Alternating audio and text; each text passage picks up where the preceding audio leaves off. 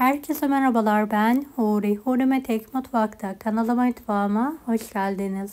Su böreği lezzetinde yumurtalı sütlü kuru yufka tarifi hazırlıyorum. Evet, 10 kiloya yakın unum var. 2 avuç tuz serpiyorum. Kalın tuz kullandım. 15 tane yumurtayı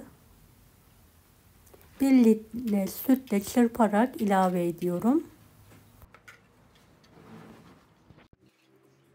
Evet, yeteri kadar su ilavesi yapıyorum. Suyu azar azar ekliyorum. Hızlıca iki elimle harmanlayarak hamuru hızlı bir şekilde toparlıyorum.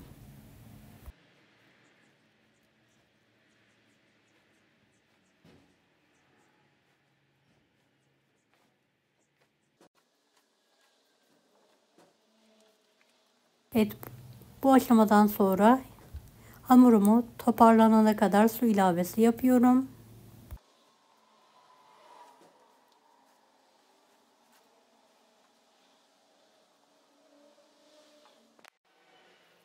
Ne sert ne de yumuşak olacak şekilde orta sertlikte bir hamur hazırlayalım.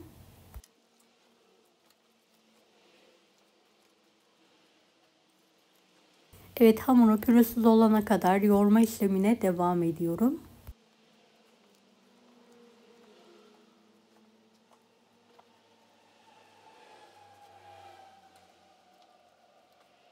Beni hangi ülkeden veya şehirden izliyorsunuz merak ediyorum. Yoruma yazarsanız sevinirim.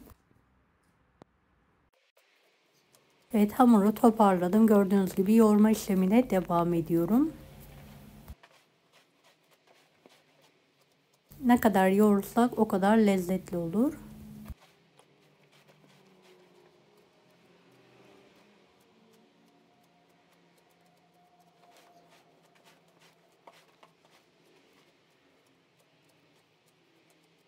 Evet, yoğurduğum hamuru kapağını kapatarak dinlenmeye bırakıyorum. 1 saat dinlendirdikten sonra hamurdan şöyle parçalar keserek alıyoruz.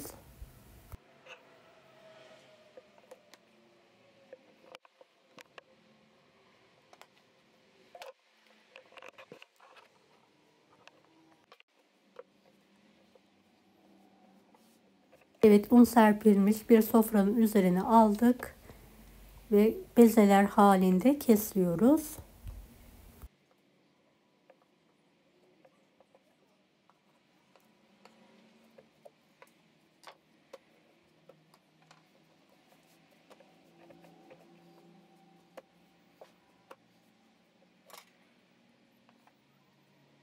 Evet, büyük bir mandalina büyüklüğünde bezeleri kesiyoruz.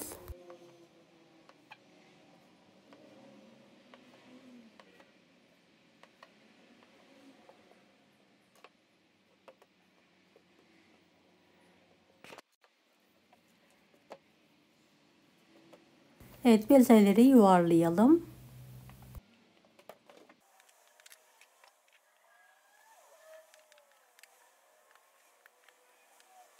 Yuvarladığımız bezeleri bir tepsiye alıyorum.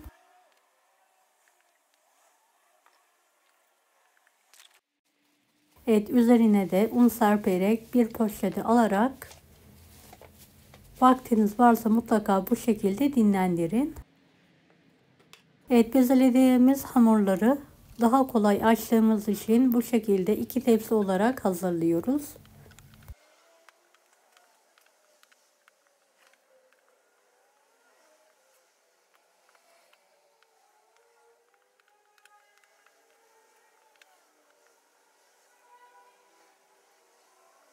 Evet, bir yandan ben yuvarlıyorum, annem kesiyor. En son un serpilmiş bir tepsiye alıyoruz ve üzerine poşet geçiriyoruz.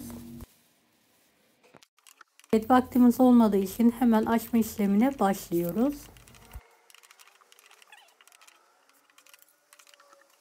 Dinlenen hamur çok daha kolay açılacaktır.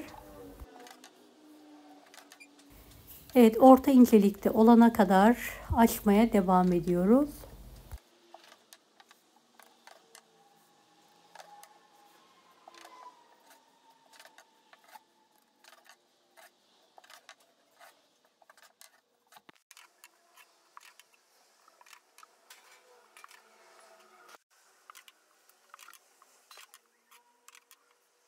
Evet, bu büyüklük ve incelik yeterli olacaktır.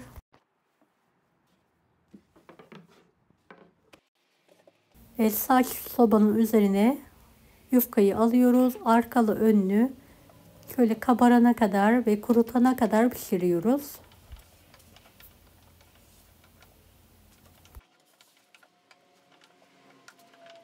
Evet, gördüğünüz gibi puf puf kabarıyor.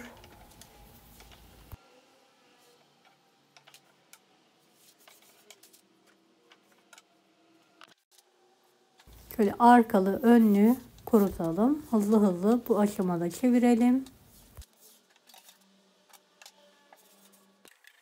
Evet, bir yandan annem bir yandan ben yufkaları açıyoruz.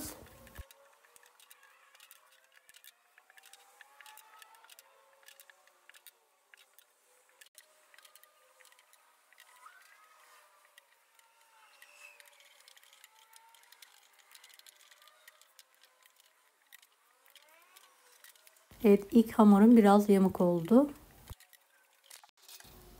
Babama veriyorum. Babam pişiriyor.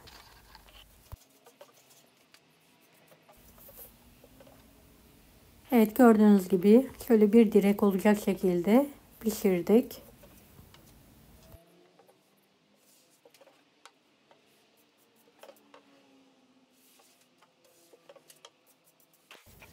Evet, yufkayı açmak kadar pişirmek de çok önemli. Sık sık çevirerek yufkaları kurutuyoruz.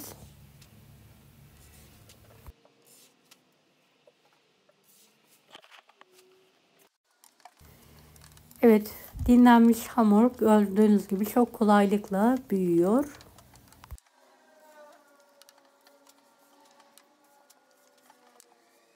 Bu ölçülerden 125 adet kuru yufka çıkıyor.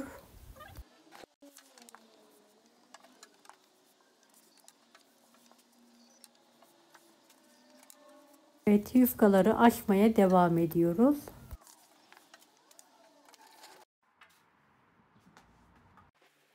Ve sacın üzerine alarak pişirme işlemine devam ediyoruz.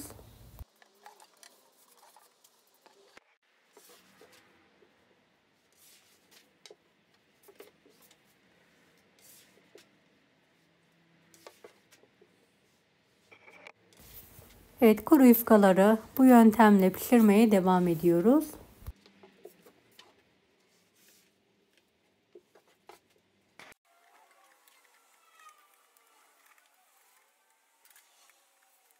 Evet, gördüğünüz gibi çok güzel bir şekilde pişiyor.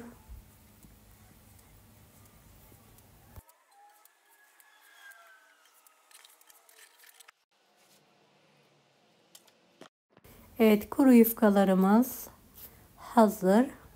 3-4 gün bu şekilde kuruduktan sonra yufka poşetlerini alarak muhafaza ediyoruz.